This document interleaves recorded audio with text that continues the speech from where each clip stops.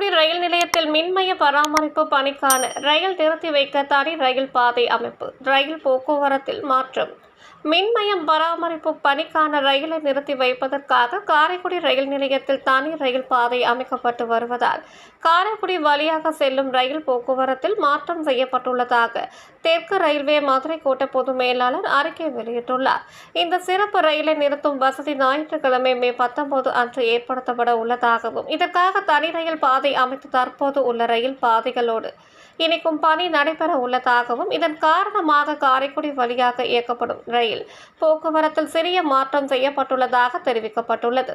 அதன்படி ராமேஸ்வரம் புவனேஸ்வர் ரயில் 2089 ஞாயிற்றுக்கிழமை அன்று காரைக்குடி வழியாக இயக்கப்படுவதற்கு பதிலாக மானாமதுரை மதுரை திண்டுக்கல் வழியாக மாற்று பாதையில் இயக்கப்படும். மேலும் அன்றைய தினம் திருவாரூர் காரைக்குடி ரயில் 06197 பெரியகோட்டை வரையிலும் திருச்சி காரைக்குடி திருச்சி ரயில்கள் 06829 06126 செட்டிநாடு ரயில் நிலையம் வரையிலும் மட்டுமே இயக்கப்படும்.